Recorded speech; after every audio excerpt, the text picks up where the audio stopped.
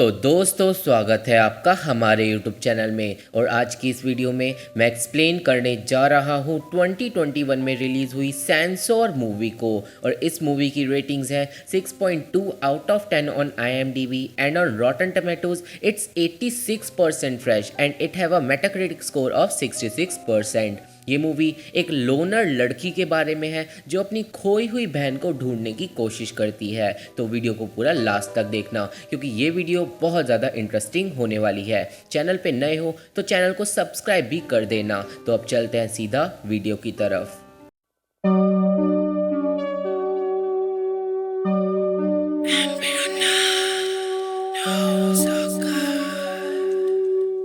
तो मूवी शुरू होती है हमें एनिड नाम की एक लड़की को दिखाते हुए जो एक सेंसोर कंपनी में काम करती है। सेंसोर कंपनी वो कंपनीज होती हैं जो मूवीज़ के रिलीज़ होने से पहले उन्हें रिव्यू करती हैं, और अगर कोई ज़्यादा इंटेंस सीन होता है तो वो कंपनी मूवी को रिजेक्ट कर देती है। अब एनिड अपने एक पार्टनर के साथ एक डिस्टर्बिंग फिल्म को रिव्यू कर रही होती है जिसमें एक सीन में एक लड़की की आंख बाहर निकाल दी जाती है, और इसलिए ही एनिड उस मूवी को रिजेक्ट कर देती है। अब एनिड जब घर जा रही होती है तो उसे एक लड़की मिलती है जो पीछे से देखने पे उसकी बहन जैसी लग रही थी, और जब एनिड उस लड़की को रोकती है तो वो कोई और होती है। और अब हमें पता चलता है कि एनिड की एक बहन थी जिसका नाम था नीना, जो बचपन में ही खो गई थी और वो अभी तक वापस नहीं आई है, और पुलिस को भी उसका कुछ पता नहीं चला, और एनिड अभी तक उस बात से मूव ऑन नहीं कर पाई है। अब नेक्स्ट डे एनिड अपने पेरेंट्स से डिनर पे मिलती है जहाँ पे उसके पेरेंट्स नीना का डेथ सर्टिफिकेट लाए थे, और अब एनिड के पेरेंट्स एनिड को समझाते हैं कि बहुत साल बीत गए हैं नीना को गए हुए और अब हम सबको मूव ऑन कर लेना चाहिए। पर एनिड ये मानने को तैयार नहीं थी और वो सोचती है कि उसकी बहन अभी भी बाहर कहीं जिंदा है, और अब एनिड वहाँ से गुस्से में चली जाती है। अब एनिड वापस अपने घर आती है जहाँ पे एनिड अपनी बहन की पुरानी चीज़ें देखती है, और अब हमें पता चलता है कि बचपन में एक दिन एनिड नीना को बाहर जंगल में लेके गई थी, और जब वो दोनों खेल रहे थे तभी नीना गायब हो गई, और आज तक नीना का कुछ भी पता नहीं चला कि वो कहाँ गायब हो गई, और एनिड को कहीं ना कहीं ये उसकी गलती लगती है। अब अगले दिन एनिड जब ऑफिस में जाती है तो उसका बॉस उसे पर्सनल बात करने के लिए बुलाता है, और फिर एनिड को पता चलता है कि किसी किलर ने एक छोटी बच्ची का मर्डर कर दिया है, पर वो जो मर्डर किया गया है वो द रेंज्ड मूवी के मर्डर सीन जैसा ही मर्डर है, और कुछ महीने पहले एनिड ने द रेंज्ड मूवी को रिजेक्ट नहीं करा था और उसे पास कर दिया था, और अब मीडिया वाले एनिड को ही इस चीज़ का दोष दे रहे हैं क्योंकि उसी ने उस मूवी को पास करा था, और फिर उस मूवी का एक तरीका यूज करके एक किलर ने एक बच्ची को मार डाला है। और अब एनिड अपने बॉस से माफी मांगती है और वहां से चली जाती है। अब एनिड घर पे होती है और टीवी पे भी उसी मर्डर की न्यूज़ आ रही थी। अब एनिड को काफ़ी सारे कॉल आने लगते हैं और कॉल पे लोग एनिड को काफ़ी बुरा भला बोल रहे होते हैं, और फिर नेक्स्ट डे ये खबर न्यूज़पेपर में भी आ जाती है, और जब एनिड अपने ऑफिस पहुंचती है तो मीडिया वाले उसे घेर लेते हैं। अब नेक्स्ट सीन में एनिड के ऑफिस में एक डिस्टर्बिंग फिल्म का प्रोड्यूसर आता है जिसका नाम होता है डग स्मार्ट, और जब वो एनिड से मिलता है तो वो उसे उसकी नई film don't go in the church को रिव्यू करने के लिए बोलता है। अब एनिड और उसका एक partner Perkins don't go in the church movie का रिव्यू करते हैं। अब हमें मूवी को दिखाया जाता है जिसमें एक सीन में दो लड़कियों को जंगल में दिखाते हैं, और उन दोनों लड़कियों में से एक लड़की दूसरी लड़की को जंगल में एक कैबिन के अंदर ले जाती है और फिर उसे एक कुल्हाड़ी से मार डालती है। और ये सीन जब एनिड देखती है तो वो बहुत ज़्यादा डिस्टर्ब हो जाती है क्योंकि ये सीन बिल्कुल उसके बचपन जैसा होता है जब एनिड अपनी बहन नीना के साथ जंगलों में गई थी। बस फर्क ये था कि नीना खो गई थी और मूवी में मर्डर हुआ था, पर बात इतनी सी नहीं होती क्योंकि एनिड नोटिस करती है कि उस मूवी की जो एक्ट्रेस है वो बिल्कुल उसकी बहन जैसी दिखती है, और अब एनिड को इस सारी चीज़ों को देखने के बाद उल्टी हो जाती है। अब रात के टाइम जब एनिड सो रही होती है तो उसे एक सपना आता है जिसमें वो अपने छोटे रूप को जंगलों में देखती है और उसकी बहन नीना उसे मूवी वाले कैबिन के अंदर बुलाती है। अब एनिड उस कैबिन के अंदर जाती है जहाँ पे उसे अपनी मॉम दिखती है जो उस पर चिल्लाने लगती है और एनिड जाग जाती है। और यहाँ पे हम व्यूअर समझ पाते हैं कि जो एनिड है वो धीरे धीरे पागल हो रही है क्योंकि वो दिन भर डिस्टर्बिंग फिल्म्स देखती रहती है और साथ ही साथ वो अपने पास्ट को भी नहीं भुला पा रही है। अब अगले दिन जब एनिड ऑफिस में होती है तो वो सोचती है कि मूवी में जो एक्ट्रेस है वो शायद उसी की बहन है और जो मूवी में डिस्टर्बिंग सीन्स थे हो सकता है वो असली हो और मूवी का डायरेक्टर एक क्रिमिनल हो और उसने उसकी बहन को किडनैप कर रखा हो। और ये सारी बातें सोचने के बाद एनिड उस एक्ट्रेस को ढूंढने की सोचती है।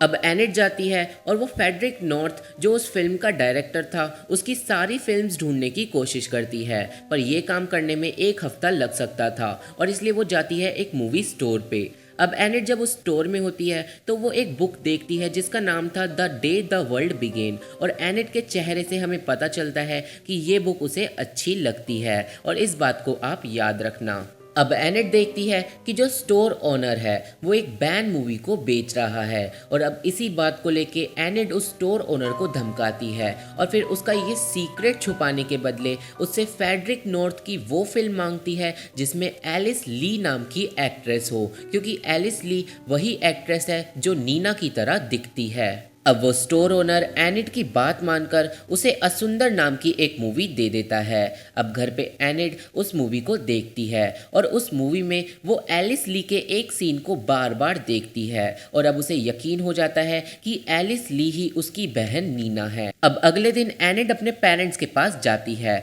और उन्हें भी एलिस ली के बारे में बताती है, पर उसके पेरेंट्स इस बात पे यकीन नहीं करते और उसे डांटने लगते हैं और फिर एनिड वहाँ से चली जाती है। अब रात के टाइम फिर से एनिड को अपने सपने में नीना दिखती है जो अब उसे एलिस ली की तरह दिख रही थी और फिर एक आदमी उस जंगल के कैबिन में से निकलता है और वो नीना को अपने साथ ले जाता है और फिर एनिड जाग जाती है। अब अगले दिन एनिड अपने ऑफिस में जाती है और वो बिना परमिशन के don't go in the church movie के प्रोड्यूसर डग स्मार्ट का एड्रेस निकाल लेती है। अब एनिड जाती है डग के घर पे जहाँ पे डग उसे घर के अंदर इनवाइट करता है। अब एनिड उसके घर में नोटिस करती है कि डग की मूवी में एक रेप सीन था जो उसी के घर में शूट किया गया है। अब एनिड डग से अजीब अजीब सवाल पूछने लगती है और अब एनिड डग को कन्फ्रंट करती है और बोलती है कि उसने एलिस ली को किडनैप कर रखा है और फिर उन दोनों में हाथापाई हो जाती है और एनिड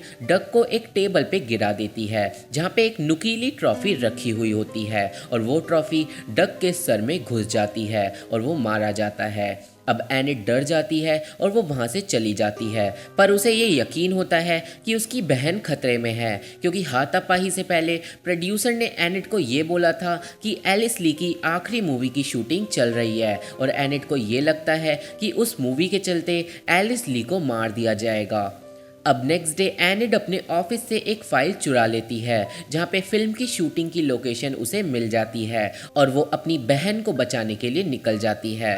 अब एनिड उस लोकेशन पे पहुंचती है जहाँ पे एक कैबिन बस खड़ी होती है। अब उस कैबिन बस में से एक लड़की निकलती है जो फिल्म की मेकअप आर्टिस्ट होती है और उस आर्टिस्ट को ये लगता है कि एनिड भी मूवी की एक एक्ट्रेस है और वो मेकअप के लिए एनिड को उस बस के अंदर बुला लेती है और एनिड भी ये सोचती है कि अगर वो एक्ट्रेस होने का नाटक करे तो वो एलिस ली तक आसानी से पहुँच जाएगी।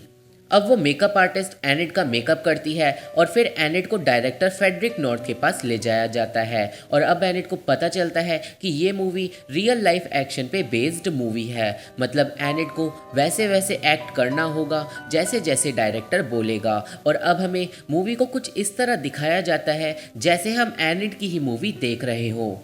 अब एनिड डायरेक्टर के कहने पे एक कुल्हाड़ी लेकर उसी जंगलों वाले कैबिन के अंदर जाती है जहाँ पे वो अजीब आदमी जो हमें उस कैबिन के अंदर शुरू से दिखाया गया है एनिड को गले लगाता है और फिर वो आदमी एनिड की बहन नीना को पकड़ के लेके आता है और एनिड को उसे मारने के लिए बोलता है। अब नीना एनिड को मना करती है कि मुझे मत मारना और एनिड नीना की बजाय उस आदमी पे हमला कर देती है और वो आदमी बोलता है कि ये स्क्रिप्ट में नहीं है, पर एनिड उस आदमी को कुल्हाड़ी से मार डालती है और अब नीना ये सब देखकर चिल्लाने लगती है और वो एनिड को बोलती है कि ये तुमने क्या किया।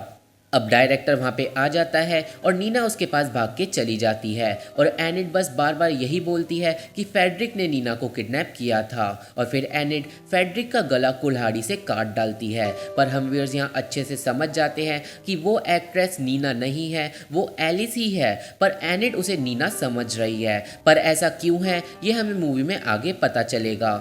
अब एलिस एनिड से बचकर जंगलों में भागती है। अब भागते भागते एलिस गिर जाती है और एनिड बोलती है कि मैं तुम्हें बचाने आई हूँ और मेरे से मत डरो, और वो एलिस को नीना कहकर बुलाती है। पर एलिस बोलती है कि मैं नीना नहीं हूँ और मुझे कुछ समझ नहीं आ रहा कि तुम क्या बात कर रही हो। अब एनिड को ये बात सुनकर बहुत बड़ा शौक लगता है और वो चिल्लाने लगती है और फिर एलिस वहाँ से भाग जाती है और अब एनिड जंगलों में लेटकर रोने लगती है। अब एनिड को हेलुसिनेशन होने लगते हैं और वो देखती है कि एलिस उसके पास आ रही है और एलिस बोलती है कि तुम फाइनली मुझे बचाने के लिए आ ही गई। अब अगले सीन में एनिड एलिस को लेके कार में जा रही होती है और फिर वो दोनों एनिड के पेरेंट्स के घर पहुंचते हैं, जहां पे एनिड एलिस को एज नीना प्रेजेंट करती है अपने पेरेंट्स के सामने और फिर वो सब खुश होते हैं। और ये सीन बिल्कुल उस बुक के जैसा ही होता है जो एनिड को मूवी स्टोर में मिली थी। अब नीना कैमरे की तरफ देखकर हंसने लगती है और मूवी यहीं पे ख़त्म हो जाती है। पर असल में एंडिंग ये नहीं होती, क्योंकि जब एनिड को हेलुसिनेशन आना स्टार्ट हुए तो सिर्फ एनिड ही एक ऐसी इंसान थी जो फील कर रही थी कि उसने अपनी बहन को ढूंढ लिया है। पर असल में एनिड ने एलिस को किडनैप कर लिया था और फिर वो एलिस को अपने पेरेंट्स के पास ले जाती है और उसके पेरेंट्स ये सब देखकर बहुत बुरी तरह डर जाते हैं और इन द एंड एनिड पूरी तरह पागल हो जाती है और मूवी यहीं पे ख़त्म हो जाती है।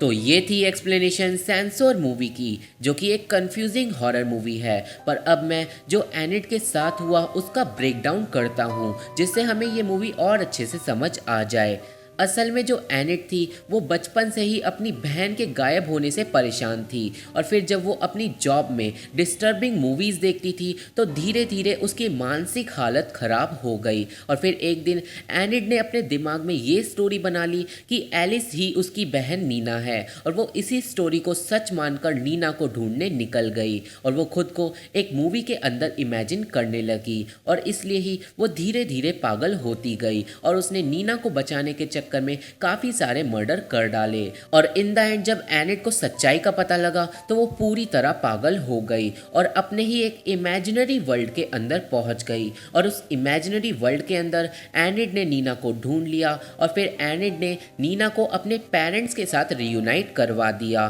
पर असल में एनिड एलिस को किडनैप करके ले जाती है और यही इस मूवी की स्टोरी है।